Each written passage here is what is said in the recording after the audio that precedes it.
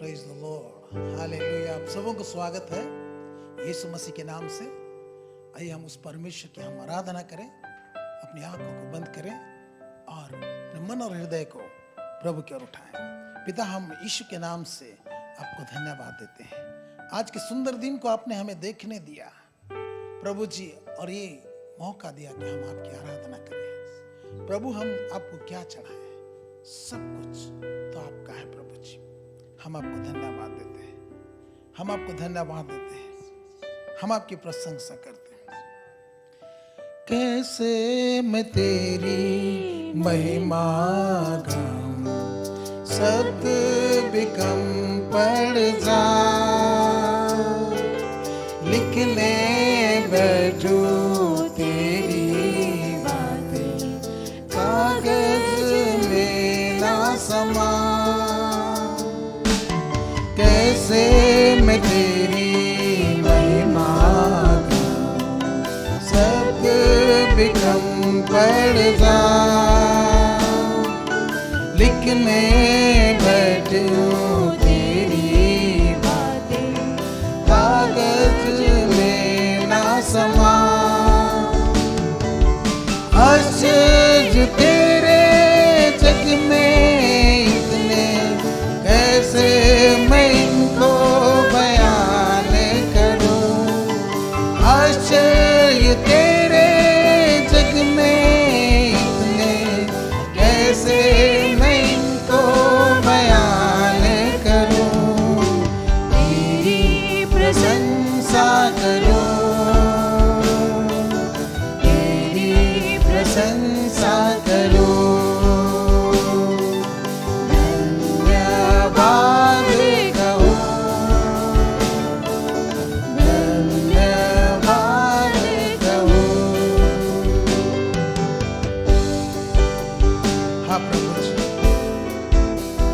तेरे जग में इतने, कैसे हम उनकी बयान करें।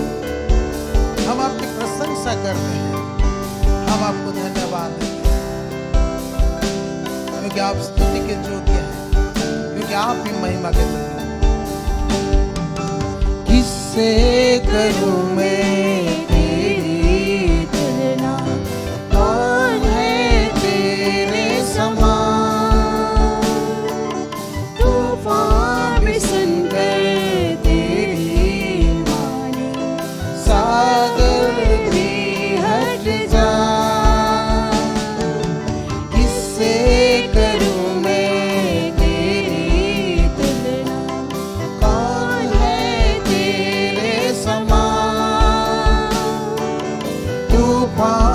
सुनकर तेरी माने सागर भी हट जा। आश्चर्य तेरे जग में इतने, कैसे मैं इनको बयान करूं। आश्चर्य तेरे जग में इतने, कैसे मैं इनको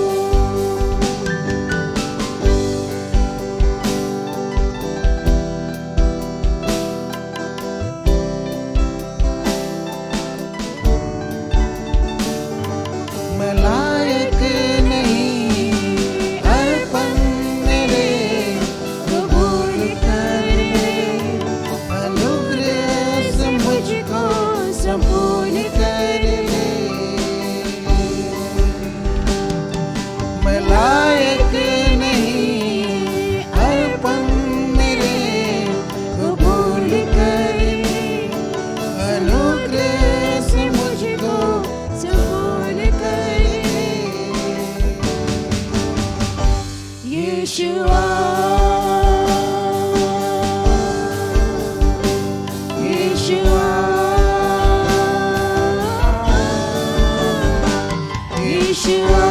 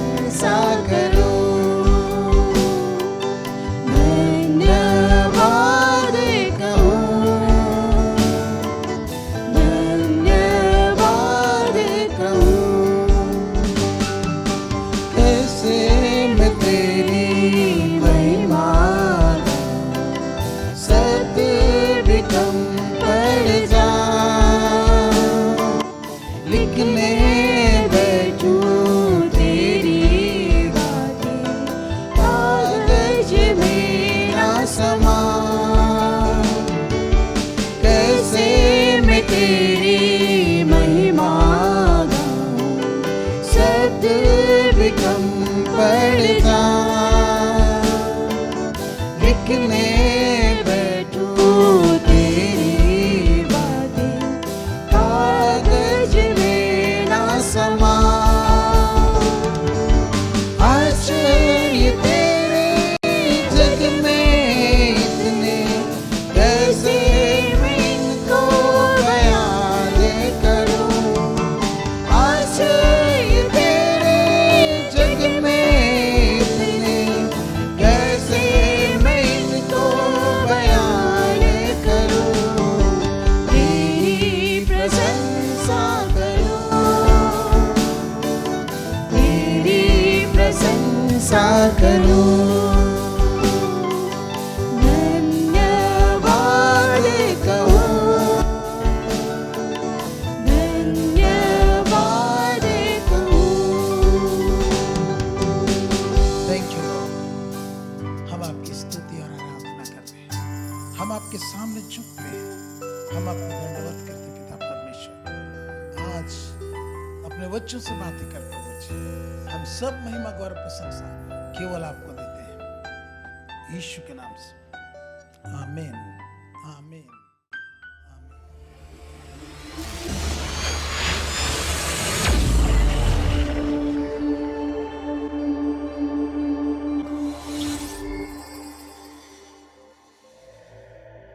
उनके साथ में व्यक्तिगत संबंध परमेश्वर ने रखा। हालेलुया। हम पढ़ते हैं उत्पत्ति 17:1-3 में, जब परमेश्वर अपने आप को इब्राहिम के जीवन में प्रकट करता है, परमेश्वर उनका नाम को बदलता है अब्राम से इब्राहिम। कब? जब परमेश्वर अपने आप को प्रकट करता है। हालेलुया। तो हमारा एकांत में रहना कितना बहुमूल्य है जब हम पवित्र शास्त्र को और परमेश्वर के सामर्थ को खोजने में लगते हैं। Praise the Lord. Hallelujah, hallelujah. तो ये एक बहुत बड़ी आशीष है हमारे जीवन में। इसलिए जो भी समय अभी चल रहा है, उस समय का आप भरपूरी से सदुपयोग या फायदा उठाइए। एकांत में पवित्र शास्त्र के साथ में रहिए, परमेश्वर सामर्थ के धुन में खोज में रहिए। अगर हम पढ़ते हैं यिर्मयाह की पुस्तक, उसका 32 अध्याय, उसका 27 पद में, वहां पर बाइबल साफ रीति से कहती है, मैं तो सब प्राणियों का परमेश्वर हूं, क्या मेरे लिए कोई भी काम कठिन है? मैं सब प्राणियों का परमेश्वर अपने विषय में कहता है, मैं सब प्राणियों का परमेश्वर हूं, क्या मेरे लिए कोई काम कठिन है? ये सवाल आज परमेश्वर आपसे और मुझसे पूछता है। परमेश्वर आपसे और मुझसे कह रहा है, आपका क्या जवाब है? आपका क्या जवाब है? परमेश्वर अपने विषय में कहता है कि मैं सब प्राणियों का परमेश्वर हूं, क्या मेरे लिए कोई काम कठिन है? हाँ, परमेश्वर के लिए कोई भी काम कठिन नहीं है। वो असंभव को संभव में बदलने वाला परमेश्वर है। वो विपरीत परिस्थिति में भी परिस्थितियों को बदलने की सामर्थ्य रखता है। आप और हम उस परमेश्वर के जीवित वचन को सुन रहे हैं। बाइबल कहती है, आकाश और पृथ्वी टल जाएगी पर उसका वचन कभी नहीं टलेगा। यहाँ पर परमेश्वर अपने विषय में एक गुण को प्रकट कर रहा है मेरे प्यारे, कि वो सब प्राणियों का परमेश्वर है और उसके लिए कोई भी काम कठिन नहीं है, कोई भी काम असंभव नहीं है। और परमेश्वर जो भी करता है वो भला ही करता है, वो अच्छा ही करता है। हाँ मेरे प्रिय, जो बातें, जो वरदान की बातें आपको मिला है, उनके विषय में निश्चिंत मत रहिए। आगे वचन ऐसा कहता है, इन बातों को सोचते रह और इन्हीं में अपना ध्यान लगाए रह, ताकि तेरी उन्नति सब पर प्रकट हो। आप उन्नति करना चाहते हैं, आप परमेश्वर का जीवित वचन को प्रचार करना चाहते हैं, आप लोगों को बचाना चाहते हैं, आप भलाई करना चाहते हैं, सचमुच में ये बहुत ही अच्छी बात है। लेकिन ये सब करने के लिए आपको एक निर्देश, यहाँ पर मैं नहीं, ये परमेश्वर का वचन एक निर्देश दे रहा है कि अपनी और अपने उपदेश की चौकसी रख, इन बातों पर स्थिर रह, क्योंकि यदि ऐसा करता रहेगा तो तू अपने और अपने सुनने वालों के लिए भी उद्धार का कारण होगा। हाँ मेरे प्रिय भाई बहनों, आज आप और मैं यही चाहते हैं कि हम अपने इर्द गिर्द लोगों के लिए उद्धार का कारण बनें।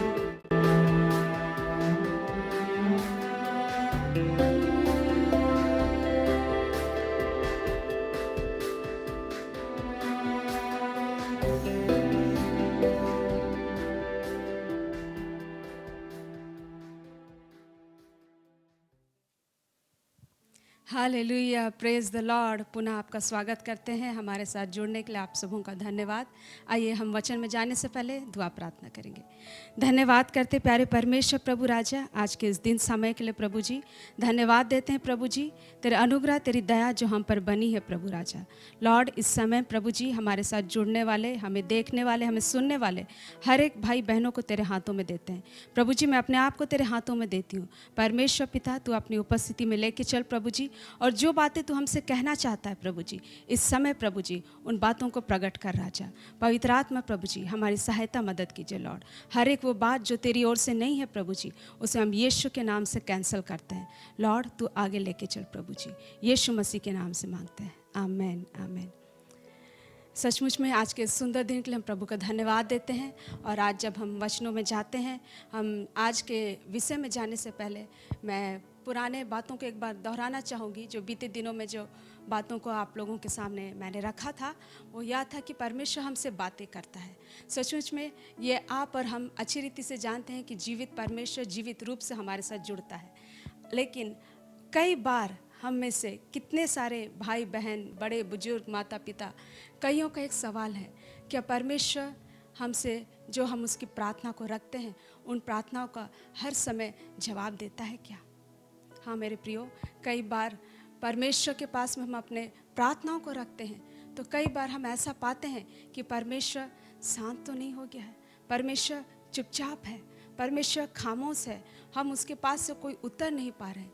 तो कई बार ऐसा होता है कि हम अपने प्रार्थनाओं को उत्तर नहीं पाते हैं और उस समय हम अपने मन में, अपने सोच विचार में कहीं ना कहीं इन बातों से जूझते हैं कि क्या सचमुच में परमेश्वर हमसे, हमारी बातों से वो बातों का उत्तर लेके आ रहा है?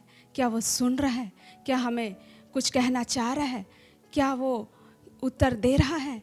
और कई बार हम ऐसा सोचते हैं कि परमेश्वर क्यों चुपचाप हो गया है, परमेश्वर क्यों शांत हो गया है और परमेश्वर क्यों हमारे प्रार्थनाओं को उत्तर नहीं दे रहा है।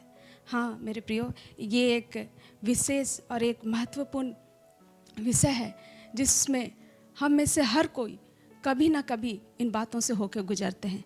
कई बार हम बहुत सारे बातों के लिए परमेश्वर के पास में दुआ प्रार्थना करते हैं, कई बार आते हैं और हम अपने बातों को परमेश्वर के पास में रखते हैं, लेकिन हर बार हर बातों का, हर सवाल का जवाब हमें नहीं मिलता।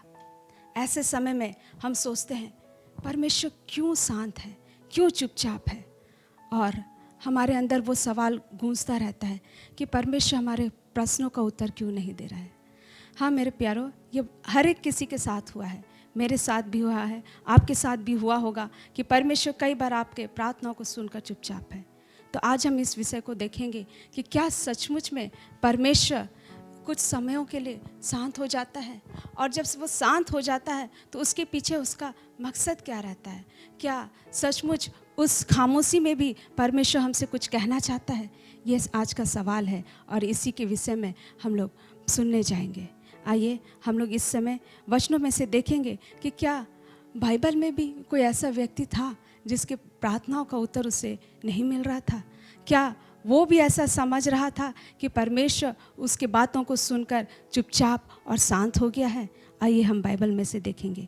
इस समय हम लोग पढ़ेंगे भजन संहिता 13 का 1 और 2। हे परमेश्वर, कब तक? क्या तू सदैव मुझे भुला रहेगा? तू कब तक अपना मुखड़ा मुझसे छिपाए रहेगा? हाँ, 2 को भी। मैं कब तक अपने मन ही मन में युक्तियां करता रहूं और दिन भर अपने हृदय में दुखित रहा करूं? कब तक मेरा शत्रु मुझ पर प्रबल रहेगा? हाँ, यहाँ पर हम लोग देख रहे हैं कि दाऊद कहता है कि हे परमेश्वर, कब तक? क्या तू सदैव मुझे भुला रहेगा? यहाँ पर इस प्रार्थना को जब हम देखते हैं तो हम देखने पा रहे हैं कि दाऊद को ऐसा प्रतीत हो रहा है मानो परमेश्वर उसकी प्रार्थनाओं को सुन नहीं रहा है, परमेश्वर उसको भूल गया है, परमेश्वर शांत और खामोश बैठा है। और इसी कारण से दाऊद अपने मन की स्थिति को यहाँ पर बयान करता है कि मैं कब तक अपने मन ही मन में युक्तियाँ करता रहूँ। दाऊद कह रहा है कि मैं अपने आप में, अपने मन में क्या क्या प्लानिंग करता रहूँ। परमेश्वर से जब वो कुछ बातों को सवाल कर रहा है, कुछ बातों को पूछ रहा है, जब उसके प्रति उत्तर में उसे कुछ नहीं सुनने को मिल रहा है, तो वो कह रहा है कि क्या मैं ही स्वयं ही मन में युक्तियाँ करता रहूं। ऐसा और एक जगह में हम लोग देखेंगे, भजन संहिता 22 का 1-2 को जब पढ़ेंगे, हम लोग देखेंगे भजन संहिता 22 का 1 और 2। हे मेरे परमेश्वर, हे मेरे परमेश्वर, तूने मुझे क्यों छोड़ दिया? तू मेरी पुकार से और मेरी सहायता करने से क्यों दूर रहता है? मेरा उद्धार कहाँ है? हे मेरे परमेश्वर, मैं दिन को पुकारता हूँ, परंतु तू उत्तर नहीं देता, हाँ और रात को भी मैं चुप नहीं रहता। हाँ, यहाँ पर भी दाऊद कह रहा है कि हे मेरे परमेश्वर, तूने मुझे क्यों छोड़ दिया? तू मेरी पुकार से और मेरी सहायता करने से क्यों दूर रहता है? हे मेरे परमेश्वर, मैं दिन को भी पुकारता हूँ, वरन रात को भी मैं चुपचाप नहीं रहता हूँ। मतलब हम लोग यहाँ पर देख रहे हैं कि दाऊद निरंतर प्रार्थना में परमेश्वर को पुकार रहा है। वो दिन के समय में भी पुकार रहा है, रात को भी वो चुपचाप नहीं है, और वो निरंतर परमेश्वर को पुकार रहा है। लेकिन वो कहता है, क्या तू मेरी सहायता करने से दूर रहेगा? और एक वचन हम लोग देखेंगे भजन संहिता 28 का 1 को। हे यहोवा, मैं तुझी को पुकारूंगा। हे मेरी चट्टान, मेरी सुनी अनसुनी ना कर। हाँ ऐसा ना हो कि तेरे चुप रहने से मैं कब्र में पड़े हुओं के समान हो जाऊं, जो मृतक लोक में चले जाते हैं। हाँ मेरे प्यारो, यहाँ पर हम देख रहे हैं कि दाऊद अपने प्रार्थना करते करते वो इतना थक जा रहा है, वो इतना लाचार अपने आप को महसूस कर रहा है कि वह कहता है कि मैं तुझी को पुकारूंगा, मेरी सुनी अनसुनी ना कर। ऐसा ना हो कि तेरे चुप रहने से मैं कब्र में पड़े हुओं के समान हो जाऊं, जो मृतक लोक में चले जाते हैं। वो कह रहा है कि मैं पुकार पुकार कर थक गया हूँ, और ऐसा मेरा स्थिति परिस्थिति हो जा रहा है कि अब मुझे लग रहा है कि मैं कब्र में तो ना चला जाऊँ। हाँ मेरे प्यारों, तो यहाँ पर हम देख रहे हैं कि परमेश्वर के चुपचाप रहने से दाऊद भी अपने हृदय में बड़ा व्याकुल है, अपने मन में वो अपने आप को बहुत कमज़ोर महसूस कर रहा है। वो यहाँ तक कह रहा है कि मेरी स्थिति परिस्थिति ऐसा हो गई है मानो कब्र में मैं पड़ा हूँ। सचमुच में जब हम परमेश्वर के पास में प्रार्थना करते रहते हैं और हमें कुछ उत्तर नहीं मिलता है, तो कई बार हम प्रार्थना कर करके थक जाते हैं मेरे प्यारों, और हमें लगता है कि हम बहुत ही गंभीर स्थिति परिस्थिति में हैं, हमसे बुरा परिस्थिति में कोई नहीं है। कई बार हमें ऐसा प्रतीत होता है कि हम थक जा रहे हैं, कि हम कब तक यूं ही प्रार्थना करते रहेंगे और हमें कोई उत्तर नहीं मिलेगा।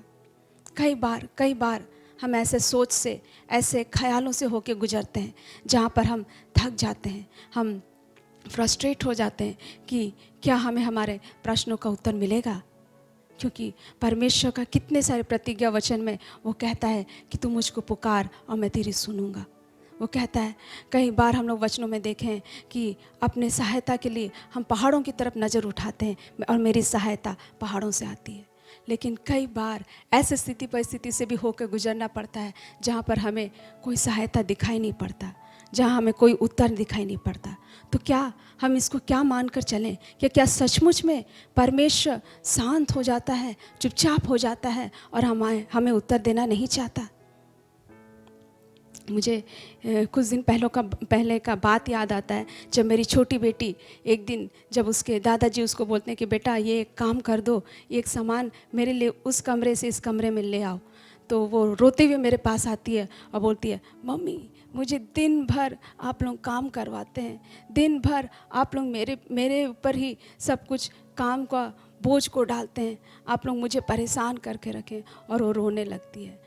तो जब उसका रोना देखती हूँ तो मैं सोचने लग जाती हूँ कि ऐसा तो हमने किया नहीं कि इस छोटी सी बच्ची को, जो अभी 4 साल की ही है, और उसे हम लोग बहुत सारा बातों का बोझ तो उसके ऊपर नहीं डालें। एक छोटा सा बात उसके दादाजी कहते हैं कि जाओ और ये काम कर दो, और उसमें वो रोने लग जाती है।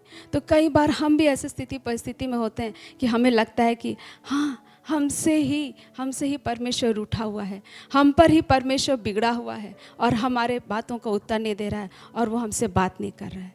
हालेलुया। लेकिन ऐसा नहीं है मेरे प्यारों, क्योंकि परमेश्वर वो ऐसा परमेश्वर है जो हमसे वादा करके गया है कि वो हर पल हमारे साथ में रहेगा। मैं आपसे कहना चाहती हूँ कि परमेश्वर साइलेंट हो सकता है लेकिन वो एब्सेंट नहीं हो सकता है। परमेश्वर शांत हो सकता है लेकिन वो हमारे बीच में से दूर नहीं हो सकता है। मैं ये कहना चाहती हूँ कि परमेश्वर का शांत होना कई बार हमारे लिए बहुत कष्टदायक होता है, लेकिन उसके शांति में भी, उसके शांत होने में भी वो हमसे क्या कहना चाहता है, इसको हमें ध्यान देना है। आइए आज हम देखेंगे कि परमेश्वर जब शांत हो जाता है, परमेश्वर की तरफ से हमें कोई बात सुनने को नहीं मिलता है, जब वो चुपचाप हो जाता है, तो क्या उन बातों में भी परमेश्वर हमसे बातें करना चाहता है? हाँ, मैं आज आपको कहना चाहती हूँ कि परमेश्वर के खामोशी में भी आवाज़ है। मैं आपसे आज कहना चाहती हूँ प्यारो कि परमेश्वर अपनी खामोशी से भी हमसे बात करना चाहता है। परमेश्वर अपने खामोशी से भी हमें मार्गदर्शन देना चाहता है। बस आवश्यकता है कि हम उसकी खामोशी को समझें, उसके खामोशी को पहचानें और उसके खामोशी के लिए, खामोशी को समझते हुए हम कुछ करें, कुछ समझें और आगे बढ़ें। हालेलुया। तो पहली बात जो मैं आपसे कहना चाहती हूँ कि वो यह है कि परमेश्वर अपने खामोशी के द्वारा हमें और गहरे रूप से हमसे बात करने के लिए वो रेडी रहता है। अगर हम सोचेंगे कि परमेश्वर खामोश है और कुछ नहीं कह रहा है तो ये अलग बात है, लेकिन परमेश्वर जब खामोश होता है तो वो यह कहना चाहता है कि मैं तुम्हें और गहराई में और गंभीर बातों में लेके जाना चाहता हूँ। हालेलुया। आइए हम लोग इस समय वचनों को देखेंगे। हम लोग इस समय निकालेंगे मत्ती 15 का 22 और 23। मत्ती 15 उसका 22 और 23 को हम लोग देखेंगे। उस प्रदेश से एक कनानी स्त्री निकली और चिल्लाकर कहने लगी, हे प्रभु, दाऊद की संतान, मुझ पर दया कर, मेरी बेटी को दुष्टात्मा बहुत सता रहा है। पर उसने उसे कुछ उत्तर न दिया। हाँ मेरे प्यारो, हम यहाँ पर देख रहे हैं कि एक प्रदेश से एक कनानी स्त्री निकली और चिल्लाकर कहने लगी, हे प्रभु, दाऊद की संतान, मुझ पर दया कर, मेरी बेटी को दुष्टात्मा बहुत सता रहा है। पर उसने उसे कुछ उत्तर न दिया। हम यहाँ पर देख रहे हैं कि जब वो कनानी स्त्री प्रभु यीशु को पुकार रही है कि आज मेरी बेटी पे दया कर, तो वहाँ पर यीशु मसीह क्या कर रहा है? उसे कुछ उत्तर नहीं दे रहा है। कई बार हम लोग भी प्रार्थना करते हैं और अपनी समस्याओं को रखते हैं प्रभु के पास में, लेकिन हमें उसका कोई उत्तर नहीं मिलता। और आगे हम लोग देखेंगे, 23 को ही पढ़ेंगे, पुनः पढ़ेंगे 23 को। पर उसने उसे कुछ उत्तर न दिया। तब उसके चेलों ने आकर उससे विनती की, इसे विदा कर, क्योंकि वह हमारे पीछे चिल्लाती हुई आ रही है। हाँ, यहाँ पर हम देखते हैं कि यीशु मसीह उसे कुछ उत्तर नहीं देता और चेले लोग भी कहते हैं कि इसे विदा कर, क्योंकि वह हमारे पीछे चिल्लाती हुई आ रही है। और जब ऐसे स्थिति परिस्थिति में कई बार हम लोग रहते हैं तो हम लोग देखते हैं कि हम प्रार्थना कर रहे हैं लेकिन हम उसका कुछ उत्तर नहीं पा रहे हैं। यहाँ पर एक कनानी स्त्री है जो कि अन्य जाति में से आती है और वो भी यीशु मसीह के पास में एक फरियाद, एक रिक्वेस्ट लेके जाती है कि प्रभु मेरी बेटी पे दया कर। और वहाँ उसे यीशु मसीह क्या उत्तर देता है? पहले तो वो उसे उत्तर नहीं देता और वो चेलों को कहता है कि इज़राइल के घराने की खोई हुई भेड़ों को छोड़ मैं किसी के पास नहीं भेजा गया। यीशु मसीह चेलों को कहता है कि मैं इज़राइल की खोई हुई भेड़ों के लिए आया हूँ, ना कि अन्य जातियों के लिए। जब ये बात कनानी स्त्री के पास प्रकट होता है तो वो शांत नहीं रहती है। वो पुनः आती है और यीशु को प्रणाम करके कहने लगती है, हे प्रभु मेरी सहायता कर। और वहाँ पर वो यीशु मसीह के पीछे लगे रहती है और यीशु को कहती है कि मुझे सहायता की आवश्यकता है, मुझे सहायता कर। हम लोग 26 को पढ़ेंगे। उसने उत्तर दिया, लड़कों की रोटी लेकर कुत्तों के आगे डालना अच्छा नहीं। 27। उसने कहा, सत्य है प्रभु, पर कुत्ते भी वह चूर चार खाते हैं जो उनके स्वामियों की मेज से गिरते हैं। हालेलुया। यहाँ पर हम देख रहे हैं कनानी स्त्री यीशु मसीह को क्या कह रही है कि लड़कों की रोटी, जब यीशु मसीह कहता है कि लड़कों की रोटी लेकर कुत्तों के आगे डालना उचित नहीं है, जब एक बात यीशु मसीह उसके सम्मुख में रखता है, वो उसे ग्रहण करती है कि हाँ प्रभु, तू सत्य कहता है, लड़कों की रोटी तो कुत्तों के आगे डालना जरूरी की ज़रूरत नहीं है, लेकिन ये बात सत्य है कि कुत्ते भी चूर चार खाते हैं जो कि मेज से गिरता है। हालेलुया। हाँ, कई बार हम जब प्रार्थना करते हैं, हमें अपने ही तरीके से जब उत्तर की आवश्यकता होती है तो हम परमेश्वर की आवाज़ को सुनने नहीं पाते हैं। कई बार हम कुछ प्रश्नों को रखते हैं, कुछ सवालों को लेकर आते हैं और हम चाहते हैं कि परमेश्वर से हम यही उत्तर पाएं, ऐसा ही उत्तर पाएं, इसके अलावा हम कुछ और उत्तर नहीं खोजते हैं। और जब ऐसा होता है तब हम परमेश्वर की आवाज़ को सुनने नहीं पाते हैं और हमें लगता है कि परमेश्वर खामोश है, परमेश्वर शांत है, परमेश्वर चुपचाप है और वो मेरी प्रार्थना को उत्तर नहीं दे रहा है। ऐसा होता है मेरे प्रियो। लेकिन जिस घड़ी हम परमेश्वर की बातों को ग्रहण करते हैं, जिस रीति से वो हमें उत्तर देता है और जो बातों को वो हमारे सम्मुख में लेके आता है, जैसा भी जो भी आदेश हो, निर्देश हो, जो भी बात वो हमारे सम्मुख लेके आता है, तो हम जब उस बात को जिस रीति से वो लेके आता है उसको जब ग्रहण करते हैं तब परमेश्वर हमसे बात करता है और हमारी अगुवाई करता है। हालेलुया। यहाँ भी हम देखते हैं कि कनानी स्त्री को पहले तो यीशु मसीह ने कुछ उत्तर नहीं दिया और जब उत्तर मिला तो भी उसके मन के लायक उत्तर उसे नहीं मिला। उसने जो फरियाद किया था उसके अनुसार उसको उत्तर नहीं मिला, लेकिन उसने उसी उत्तर को ग्रहण किया। हालेलुया। उसने कहा, तू जो कह रहा है प्रभु वो सत्य है, तू जिस बात को रख रहा है वो सत्य है, लेकिन उसमें भी वो उन बातों में भी वो वहाँ से अपने लिए अनुग्रह को ढूंढती है। हालेलुया। मैं आज आपको बताना चाहती हूँ मेरे प्रियो कि जब हम परमेश्वर जैसे बातों को लेके आना चाहता है, जब हम उसको ग्रहण करने के लिए हृदय को रेडी नहीं रखते हैं तो हम परमेश्वर को खामोश पाते हैं। हमें लगता है कि परमेश्वर से हम उत्तर नहीं पा रहे हैं, हम परमेश्वर से जवाब नहीं पा रहे हैं, क्योंकि हम जो माइंड सेटअप के साथ में उत्तर को ढूंढते हैं वो उत्तर परमेश्वर की ओर से नहीं होता है।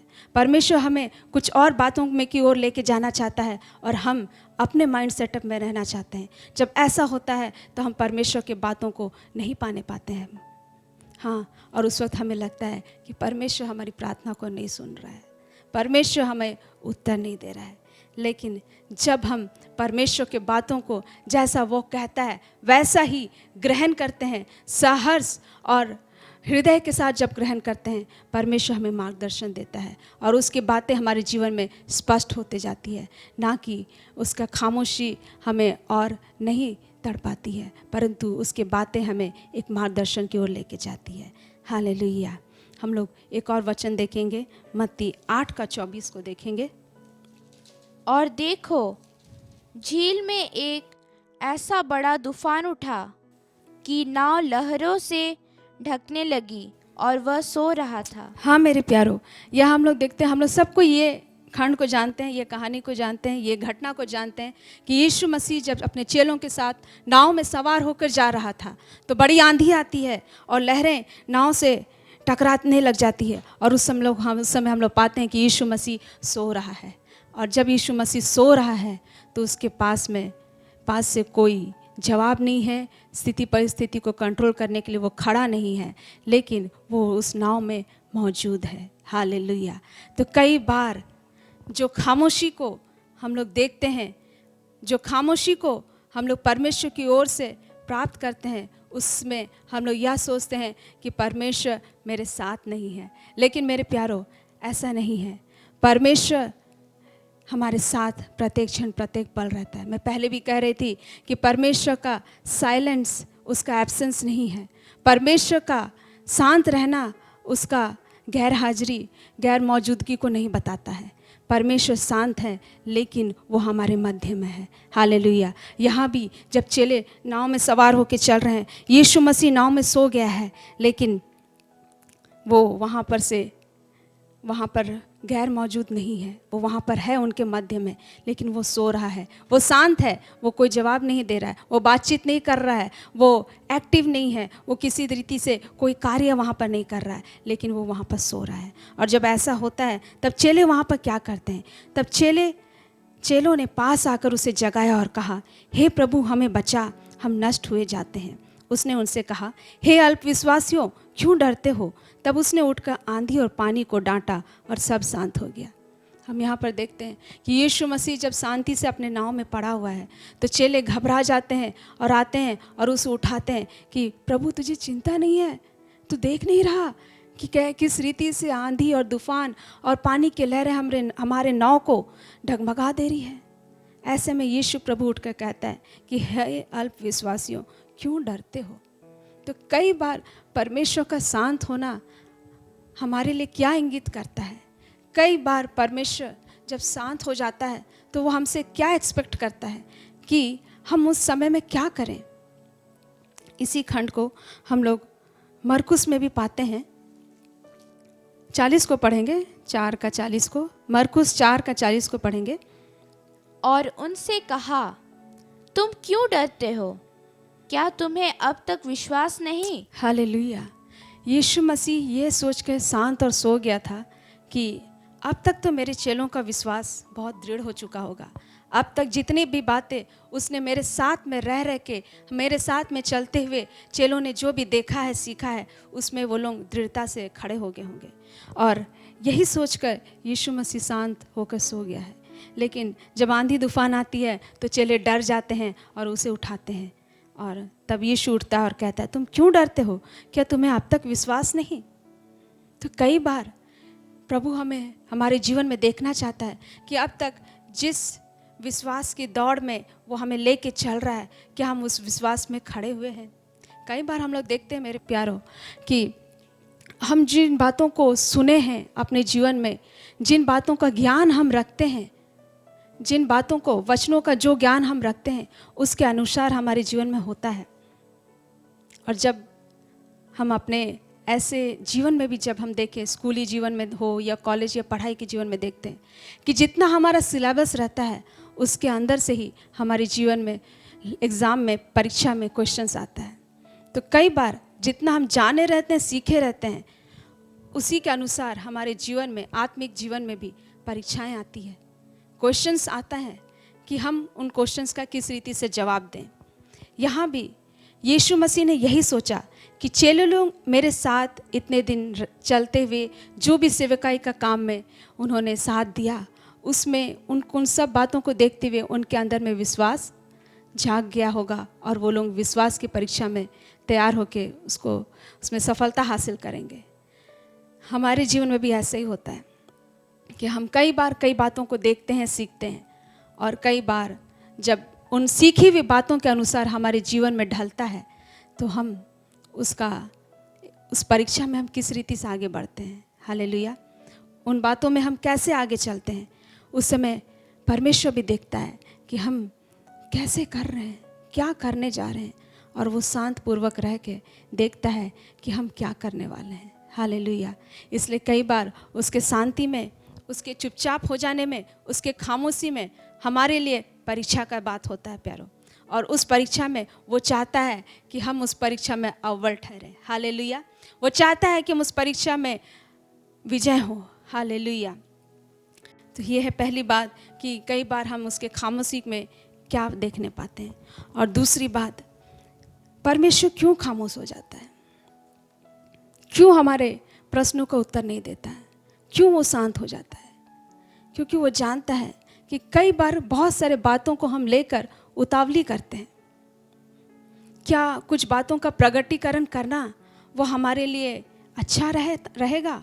कई बार हम बहुत सारे बातों में धीरज नहीं धरते हैं, और परमेश्वर इसमें भी हमें देखता परखता है कि क्या मैं इन बातों को इनके बीच में प्रकट करूं, तो क्या ये धीरज के साथ इन बातों को थाम कर आगे बढ़ेंगे या उतावली करेंगे। ऐसा ही कुछ हम लोग देखने पाते हैं मत्ती की पुस्तक में 16 का 22वें अध्याय में। इस पर पतरस उसे अलग ले जाकर झिड़कने लगा, हे प्रभु, परमेश्वर न करे, तेरे साथ ऐसा कभी ना होगा। हालेलुया। यहाँ पर हम देख रहे हैं कि यीशु मसीह अपने चेलों को बता रहा है कि आने वाले दिनों में क्या होगा। वो कह रहा है कि अवश्य है कि आने वाले दिनों में यीशु मसीह कह रहा है कि उसे दुख उठाना पड़ेगा और वो मार डाला जाएगा और तीसरे दिन जी उठेगा। तो ये एक भविष्यवाणी की बात को यीशु मसीह अपने चेलों के बीच में प्रकट कर रहा है। लेकिन वहाँ पर चेले में से पतरस वहाँ पर क्या कहता है? वो झट से वहाँ पर उतावली करता है और कहता है कि हे प्रभु, परमेश्वर ना करे, तेरे साथ ऐसा कभी ना होगा। हालेलुया। कई बार हम लोग परमेश्वर से कुछ बात सुनने के बाद उतावली कर बैठते हैं, और यहाँ पर हम लोग जब आगे 23 को पढ़ेंगे तो यीशु मसीह उससे कहता है कि हे शैतान, मेरे सामने से दूर हो, तू मेरे लिए ठोकर का कारण है। तो कई बार बातों का प्रकट करना ठोकर का कारण बन जाता है परमेश्वर के लिए। परमेश्वर कई बार कुछ बातों को प्रकट करेगा तो उसमें हो सकता है कि हम उतावली करें और उसके उद्देश्य को मिस कर जाएं, उसकी योजना को हम लोग पाने के लिए चूक जाएं। हालेलुया। हम लोग देखते हैं, अगर हम लोग यूसुफ की ज़िंदगी को देखें, उसके जीवन को देखते हैं, तो यूसुफ जो अपने भाइयों के द्वारा बेचा गया और वहाँ से वो बेचा गया और पोतीपर के घर में जब उस पर लांछन लगाया गया और वहाँ से वो कैद में गया, तो हम देखते हैं कि उसके पास में 2 लोग थे जिनके विषय में उसने उनके सपनों को उसने इंटरप्रेट किया, उनके सपनों का उसने उनको अर्थ बताया और उनसे एक्सपेक्ट किया, उनसे ये उम्मीद रखा कि जब मैं इनको इनके स्वप्नों का अर्थ बता रहा हूँ और उसी रीति से जब इनके साथ होगा तो ये लोग ज़रूर मेरे लिए कुछ करेंगे और इनके अनुग्रह के कारण से इनके कुछ एक्शन में आने के द्वारा वो वहाँ जेल से निकल जाएगा। हालेलुया। तो हम लोग वहाँ पर देखते हैं, क्या सचमुच में परमेश्वर सामर्थ्य नहीं था उसको जेल से निकालने के लिए? और जो 2 लोग जो अपने स्वप्नों का अर्थ पाकर वहाँ से निकले, एक को तो मृत्यु की सज़ा हो जाती है, एक जीवन पाता है, और वो चाहता तो ज़रूर वहाँ पर वो यूसुफ के लिए वो सिफारिश करता और यूसुफ उसी समय जेल से छूट गया होता, वो कैद से रिहा तो हो गया रहता और सचमुच में और उस वक्त उसके लिए गवाही की बात भी होती कि वो कैद से छुड़ा लिया गया है। लेकिन क्या उस बात से यूसुफ का जीवन का उद्देश्य पूरा होता? नहीं होता। वो इज़राइल के लिए जो एक काम उसके लिए रखा गया था वो पूरा नहीं होता। मिस्र में जो बड़ा काम होने वाला था वो पूरा नहीं होता। और भले ये गवाही होती कि यूसुफ वहाँ से छूटकर अपने पिता के पास सुरक्षित पहुँच जाता और कहता कि आज मैं अपने पिता के घर पहुँच गया हूँ, लेकिन वो बड़ा उद्देश्य, वो परमेश्वर का बड़ा उद्देश्य वो पूरा नहीं होता मेरे प्यारों। तो कई बार परमेश्वर का शांत रह जाना, परमेश्वर का एक्शन में नहीं आना हमारे लिए भला होता है और उसका बड़ा योजना हमारा इंतज़ार करता है। हालेलुया। कई बार परमेश्वर का खामोशी हमें परमेश्वर के बड़े योजना के लिए हमें रेडी करता है, हमें परमेश्वर के बड़ी योजना की ओर हमें ले चलता है। हालेलुया। आइए हम लोग आगे देखेंगे, हम लोग देखेंगे कि कैसे परमेश्वर का बात जब हमारे जीवन में नहीं आता है तो हम लोग जब उस शांति के समय में क्या प्राप्त करते हैं। मेरे प्रियो, एक बड़ा विषय है कि जब परमेश्वर शांत हो जाता है तो वो ऐसा नहीं है कि वो कार्य नहीं करता है, वो काम नहीं करता है, लेकिन उस शांति के दौरान भी वो कुछ काम में लगा रहता है। और वो काम क्या होता है? वो काम होता है कि वो हमारे जीवन में अनुग्रह के लिए रास्ता को बनाए। हालेलुया। हम लोग जब बाइबल को देखते हैं तो पुराने नियम और नए नियम के बीच में एक लंबा अंतराल है, एक लंबा गैप है। मलाकी की पुस्तक और उसके बाद मत्ती की पुस्तक के बीच में जब हम लोग हिस्ट्री में देखते हैं या फिर बाइबल के ज्ञानी लोगों से हम लोग जानते हैं कि उस दौरान 400 साल का गैप बताया जाता है मेरे प्यारों। वो 400 वर्ष कई बार साइलेंट पीरियड के नाम से जाना जाता है कि इन 400 वर्षों में परमेश्वर ने कुछ नहीं कहा, न किसी भविष्यवक्ता को भेजा, न खुद प्रकट हुआ, न कुछ बातें कही। तो इन 400 वर्षों में परमेश्वर ने किया क्या? इस खामोशी के दौरान परमेश्वर ने हमारे लिए और आपके लिए अनुग्रह का मार्ग को रेडी किया, जिसको आज हम कहते हैं कि आज हम अनुग्रह के युग में जी रहे हैं। हालेलुया। सचमुच में परमेश्वर इस लंबे अंतराल में खामोशी के साथ में हमारे लिए अनुग्रह के बातों को रेडी कर रहा था।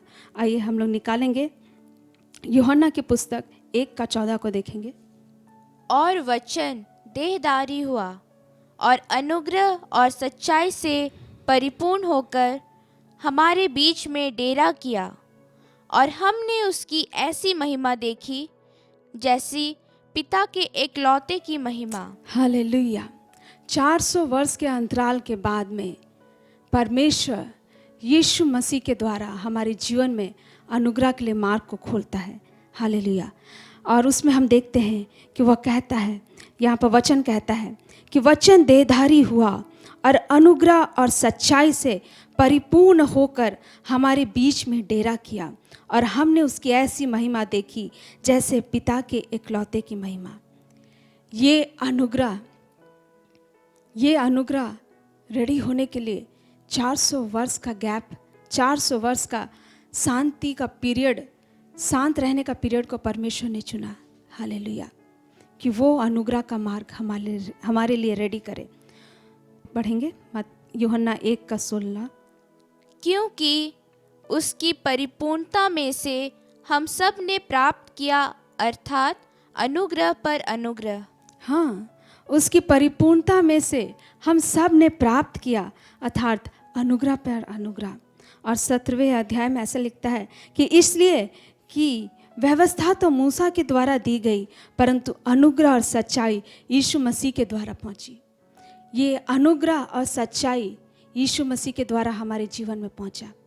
और कई बार एक खामोशी के बाद में परमेश्वर का बड़ा अनुग्रह हमारे जीवन में उतरता है। तो क्या ये खामोशी का पीरियड में हम धैर्य के साथ बने रह सकते हैं? क्या हम इस खामोशी के पीरियड में बड़े धैर्य के साथ परमेश्वर के अनुग्रह का बाट जो सकते हैं? हालेलुया। हम लोग एक और वचन देखेंगे, इब्रानी की पुस्तक 4:14 से 16 तक देखेंगे। इसलिए जब हमारा ऐसा बड़ा महायाजक है जो स्वर्गों से होकर गया है, हाँ, अर्थात परमेश्वर का पुत्र यीशु, तो आओ हम अपने अंगीकार को दृढ़ता से थामे रहें। क्योंकि हमारा ऐसा महायाजक नहीं जो हमारी निर्बलताओं में हमारे साथ दुखी ना हो सके, हालेलुया, वरन वह सब बातों में हमारे समान परखा तो गया, तो भी निष्पाप निकला। इसलिए आओ हम अनुग्रह के सिंहासन के निकट हियाव बांधकर चले कि हम पर दया हो, और वह अनुग्रह पाए जो आवश्यकता के समय हमारी सहायता करे। हालेलुया। यहाँ पर वचन स्पष्ट रूप से बता रहा है कि हमारा ऐसा महायाजक नहीं जो हमारी निर्बलताओं में हमारे साथ दुखी ना हो सके। जब परमेश्वर शांत होकर रहता है तो ऐसा नहीं है कि हमारी निर्बलताओं का वो मजा लेता है। हम जो कष्ट और जो ताड़ना से होकर गुजरते हैं उसका वह आनंद नहीं उठाता मेरे प्यारों, वरन वह हमारे साथ में दुखी होता है, वरन वह सब बातों में हमारे समान परखा तो गया तो अभी निष्पाप निकला। यीशु मसीह भी हमारे साथ में सब बातों में परखा गया है और वह निष्पाप निकला है। और आज वो कहता है कि हम अनुग्रह के सिंहासन के निकट हियाव बांध कर चलें कि हम पर दया हो और वह अनुग्रह पाएं जो आवश्यकता के समय हमारी सहायता करे। मेरे कहने का तात्पर्य ये है कि जब परमेश्वर हमें शांत महसूस हो रहा है तो हमें क्या करना है? हमें यह करना है कि उसके सिंहासन के निकट हियाव बांध कर चलें कि हम पर दया हो और वह अनुग्रह पाएं। उस अनुग्रह को हासिल कर लें जो कि आवश्यकता के समय हमारी सहायता करता है। हाँ मेरे प्रियो, वो अनुग्रह जो कि हमारी हर एक आवश्यकता के समय हमारी सहायता करता है, उसको हमें पाने के लिए हमें उसके सिंहासन के पास हियाव से जाना है। हालेलुया। हमें उसके सिंहासन के पास में जाकर वो उस दया को ले लेना है जो कि वो हमारे लिए रख छोड़ा है और वो अनुग्रह को दे के रखा है। हालेलुया। वो कहता है मेरा अनुग्रह तुम्हारे लिए काफ़ी है। हालेलुया। हम लोग वचन देखेंगे, एक और वचन देखेंगे, पहला पतरस 5:10। अब परमेश्वर जो सारे अनुग्रह का दाता है, जिसने तुम्हें मसीह में अपनी अनंत महिमा के लिए बुलाया, तुम्हारे थोड़ी देर तक दुख उठाने के बाद आप ही तुम्हें सिद्ध और स्थिर और बलवंत करेगा। हालेलुया। परमेश्वर यहाँ पर कहता है अब परमेश्वर जो सारे अनुग्रह का दाता है, जिसने तुम्हें मसीह में अपनी अनंत महिमा के लिए बुलाया, तुम्हारी थोड़ी देर तक दुख उठाने के बाद आप ही तुम्हें सिद्ध और स्थिर और बलवंत करेगा। वो चुपचाप नहीं बैठेगा मेरे प्यारों, वो आप ही हमें सिद्ध करेगा, स्थिर करेगा और बलवंत करेगा। मैं अपने जीवन में उस समय को याद करती हूँ जब मैं कई सारे फेलियर से होकर गुजर रही थी और दिल में बहुत चोट था, दर्द था, और मैं रात रात तक रोती थी कि प्रभु मेरे जीवन में आपने आगे क्या रखा है। और मुझे भी उस वक्त ऐसा लगता था कि परमेश्वर क्यों मेरी प्रार्थनाओं को नहीं सुन रहा है, वो इतना चुपचाप क्यों हो गया है, वो कुछ मार्गदर्शन क्यों नहीं दे रहा, वो कुछ उत्तर क्यों नहीं दे रहा। और उस वक्त मैं रोती थी और यही सवाल को मैं भी परमेश्वर के पास में करती थी कि परमेश्वर क्यों शांत हो गया है। लेकिन जब मैंने इसी खामोशी के दौरान मैंने बहुत सारे बातों को जाना कि उसके पास में जब धैर्य के साथ उसके सिंहासन के पास में मैं फिर भी जाना नहीं छोड़ती थी कि प्रभु तू जरूर मेरे लिए कुछ उपाय करेगा। और वो एक ऐसा समय था मेरे प्यारों जब मैं हृदय के वेदना से होकर गुजर रही थी, और उसके कुछ समय के बाद जब मुझे लगता था कि परमेश्वर कुछ उपाय निकालेगा और एक मार्ग मेरे लिए रेडी कर रहा है, जब ऐसा प्रतीत हुआ और जब उस मार्ग में आगे बढ़ी तो एक और घटना मेरे साथ हो गया। और उस दौरान मेरे एक पाँव टूट गया और मुझे कई समय तक बिस्तर में पड़ा रहना पड़ा और करीबन 1.5 साल तक मैं ट्रीटमेंट के अंतर्गत में रही। और जब ऐसा हुआ तो मुझे लगता था कि परमेश्वर शांत है, परमेश्वर मुझसे कुछ बात नहीं कर रहा। लेकिन मैंने उस खामोशी के समय में बहुत कुछ सीखा, बहुत कुछ जाना मेरे प्यारों। और उस खामोशी के दौरान परमेश्वर ने अपना उपस्थिति को मेरे जीवन से कभी अलग नहीं किया। इसलिए मैं पुनः कहना चाहती हूँ कि परमेश्वर शांत हो सकता है, लेकिन वो हमारे बीच में से वहाँ से गैर मौजूद नहीं हो सकता है। उसका उपस्थिति हमारे साथ साथ चलता है और वो हमें लिए चलता है। और जब इन्हीं बातों को पकड़कर उसके अनुग्रह को मांगते हुए जब उसके पास में बनी रही तो परमेश्वर का बड़ा अनुग्रह मेरे जीवन में उतर आया। हालेलुया। और आज मैं देखने पाती हूँ कि जब उन बीते दिनों को याद करती हूँ कि जब एक साइलेंट फेज से जब होकर गुजर रही थी और उस समय को देखकर जब आज देखती हूँ तो मैं देखने पाती हूँ कि कैसा परमेश्वर का बड़ा अनुग्रह का बात मेरा बाट जो रहा था। सचमुच में परमेश्वर ने बहुत बड़े अनुग्रह के बात को मेरे जीवन में प्रकट किया। उसने मेरे पैरों को ठीक किया, मेरे पैरों को छुआ, चंगा किया। 1.5 साल की ट्रीटमेंट के बाद मैं जब उठकर चलने लगी, मैं लंगड़ाती थी मेरे प्यारों, मैं लंगड़ा कर चलती थी मेरे प्यारों। लेकिन उसके बाद परमेश्वर ने मेरे लिए बहुत सारे बातों में आशीषों का मार्ग को खोला। मेरा शादी हुआ, मैं शादी के दौरान भी लंगड़ा कर चल रही थी, लेकिन उसके कई समय के बाद में जब मैं दोबारा मेरा ऑपरेशन हुआ, दोबारा ऑपरेशन होने के बाद में परमेश्वर ने मेरे जीवन में अनुग्रह किया और मेरा लंगड़ाना चला गया। और आज मैं दोनों पैर से बिल्कुल नॉर्मल चलने पाती हूँ, जबकि डॉक्टरों का कहना है कि मेरा एक पाँव कुछ दो बड़े ऑपरेशन होने की वजह से कुछ सेंटीमीटर छोटा है।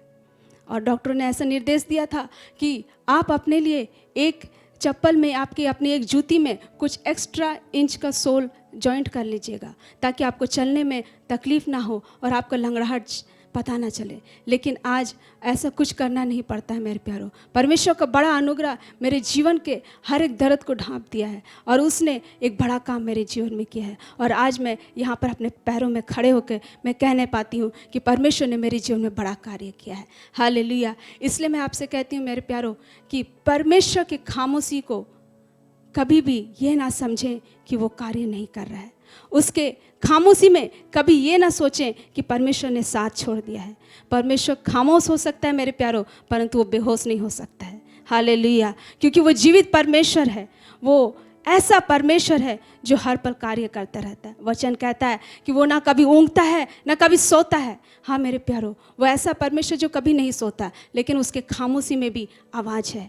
क्या आप रेडी हैं उसके खामोशी की आवाज़ को सुनने के लिए? अगर आप रेडी हैं तो उसके बड़े अनुग्रह के बातों का बाट जोहने लग जाइए। अगर आज किसी कारणवश परमेश्वर के बातों का आप उत्तर नहीं पा रहे हैं, अपने सवालों का उत्तर नहीं पा रहे हैं, तो ये मत समझिए कि परमेश्वर ने आपको छोड़ दिया है और वो शांति के साथ में सो रहा है। ना वो सो रहा है मेरे प्यारो, वो ना वो चुपचाप बैठा है, वो कार्य कर रहा है। वो अनुग्रह का बड़ा कार्य कर रहा है और आपके लिए, आपके जीवन को सेट करने के लिए, आपके जीवन को, उद्देश्य को पूरा करने के लिए वो एक बड़ा कार्य में लगा हुआ है। हालेलुया। इसलिए मेरे प्यारो, आज आप खुश हो जाइए। आज आप इन बातों को लेके चार्ज अप हो जाइए, उत्साहित हो जाइए, क्योंकि वो जीवित परमेश्वर अपने शांति के साथ में आपसे बात कर रहा है। हालेलुया। आइए हम लोग वचन देखेंगे, दूसरा पत्रस 3:18 को देखेंगे। पर हमारे प्रभु और उद्धारकर्ता यीशु मसीह के अनुग्रह और पहचान में बढ़ते जाओ। उसी की महिमा अब भी हो और युगानुयुग होती रहे। आमीन। हालेलुया। यहाँ पर हम वचन में देख रहे हैं कि यहाँ पर लिखा है कि हमारे प्रभु और उद्धारकर्ता यीशु मसीह के अनुग्रह और पहचान में बढ़ते जाओ। आपका और हमारा मेन फोकस ये होना है मेरे प्यारों कि हमें परमेश्वर के अनुग्रह और पहचान में बढ़ना है। और जब उसके अनुग्रह को हम अपने जीवन में अगर पाना चाहते हैं तो कई बार साइलेंट फेज से होकर हमें गुजरना पड़ेगा, जहां हमें हमारे समस्याओं का कुछ हल दिखाई नहीं देगा, कई बार हमारे प्रश्नों का उत्तर नहीं दिखाई देगा। लेकिन आप धैर्य बांधिए मेरे प्यारों, उस खामोशी में परमेश्वर काम कर रहा है। हालेलुया। और वो छोटा मोटा काम नहीं होता है मेरे प्यारों, उस खामोशी में परमेश्वर बहुत बड़ा कार्य करता है और अपने बातों के लिए वो मार्ग को तैयार करता है। तो आज आप उत्साहित हो जाइए इन बातों को लेके, इन बातों को पकड़ लीजिए कि परमेश्वर शांत हो सकता है लेकिन वो बेहोश नहीं होता है। परमेश्वर साइलेंट हो सकता है लेकिन वो एब्सेंट नहीं हो सकता है।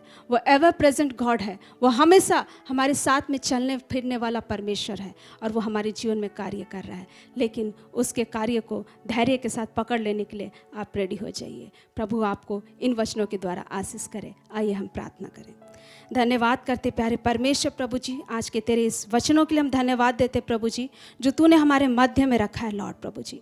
लॉर्ड आज हम पुनः देखने पाए प्रभु जी कि तेरी खामोशी में भी आवाज़ है पिता। लॉर्ड हम प्रार्थना करते प्रभु जी, आज हर एक उन भाई बहनों के लिए प्रभु जी, उन बड़े बुजुर्गों के लिए, उन जवानों के लिए, उन बच्चों के लिए प्रभु जी, जो कि ऐसे समय से गुजर रहे हैं प्रभु जी, जिनके पास में परमेश्वर पिता प्रभु जी आज कुछ उत्तर नज़र नहीं आ रहा है, कुछ एक दिशा नज़र नहीं आ रहा है।